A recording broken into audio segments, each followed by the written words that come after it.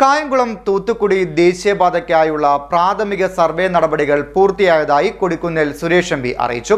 കായംകുളത്ത് നിന്നും ആരംഭിച്ച് ചാരുമൂട്, അടൂർ, പത്തനാപുരം, പുനലൂർ വഴി തൂത്തുക്കുടിയിലേക്ക് പുതിയ ദേശീയപാത എന്ന ആവശ്യവുമായി നേരത്തെ കേന്ദ്ര ഹൈവേ ഉപരിതല ഗതാഗത വകുപ്പ് മന്ത്രി നിതിൻ ഗഡ്കരിക്ക് നിവേദനം നൽകിയിരുന്നതായി എം പി പറഞ്ഞു.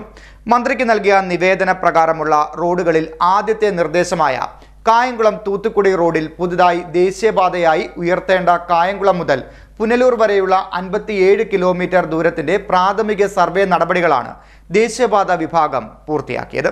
കായംകുളം തൂത്തുക്കുടി ദേശീയപാതയ്ക്കായുള്ള പ്രാഥമിക സർവേ നടപടികൾ പൂർത്തിയായതായി കൊടിക്കുന്നിൽ സുരേഷ് എം പി അറിയിച്ചു. മധ്യ തിരുവിതാംകൂറിലെ ഏറ്റവും പ്രധാനപ്പെട്ടതും തിരക്കേറിയതുമായ ആലപ്പുഴ ജില്ലയിലെ കായംകുളത്തു നിന്നും ആരംഭിച്ച് ചാരുമൂട്, അടൂർ, പത്തനാപുരം, പുനലൂർ വഴി തൂത്തുക്കുടിയിലേക്ക് പുതിയ ദേശീയപാത എന്ന ആശയവുമായി മുൻപ് തന്നെ കേന്ദ്ര ഉപരിതല ഗതാഗത മന്ത്രി നിതിൻ ഗഡ്കരിക്ക് നിവേദനം നൽകിയിരുന്നതായി എം പി അറിയിച്ചു.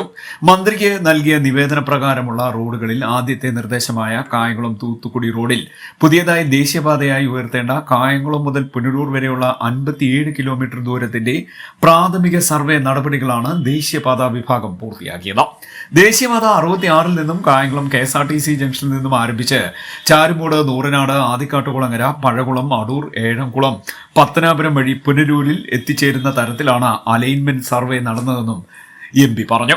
തമിഴ്നാടിന്റെ ഭാഗമായ തൂത്തുക്കുടി, തിരുനെൽവേലി, മധുരൈ, രാജപാളയം, തെങ്കാശി എന്നിവിടങ്ങളിലെ മധ്യ കേരളത്തിലെ പ്രധാന പാതയായ ദേശീയപാത 66ലേക്ക് നേരിട്ട് ബന്ധിപ്പിക്കുന്ന റോഡ് കൊല്ലം തേനി ദേശീയപാത 183, ഭരണിക്കാവ് മുണ്ടക്കയം ദേശീയപാത 183 A, Thiruvananthapuram Angamaly main central road, Punalur Muvattupuzha സംസ്ഥാന പാത, കൊല്ലം തിരുമംഗലം ദേശീയപാത 744 എന്നീ പാതകളിൽ വേഗത്തിലുള്ള കണക്ടിവിറ്റി ലഭ്യമാകും.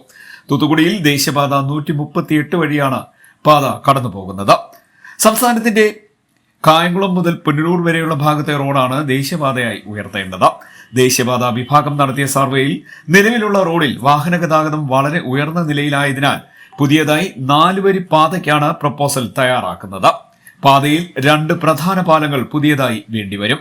ചാരുമൂട് ജംഗ്ഷനിലെ ഫ്ലൈ ഓവറോട് കൂടിയ റോഡും അടൂർ ഹൈസ്കൂൾ ജംഗ്ഷനിൽ വിശദമായ ജംഗ്ഷൻ വികസനവും പാതയുടെ ഭാഗമായി ഉണ്ടാകും. പാത കടന്നുപോകുന്ന പ്രധാന ജംഗ്ഷനുകൾ വികസിപ്പിക്കും. പാത യാഥാർത്ഥ്യമാകുന്നതോടുകൂടി തൂത്തുക്കുടി തുറമുഖത്തു നിന്നും കൊച്ചി തുറമുഖത്തേക്കും വിഴിഞ്ഞം തുറമുഖത്തേക്കും വളരെ വേഗത്തിൽ ചരക്ക് നീക്കം നടത്താനാകുമെന്നും കൊടിക്കുന്നിൽ സുരേഷ് എം പി വ്യക്തമാക്കി. CDNet news, Mavelikkara.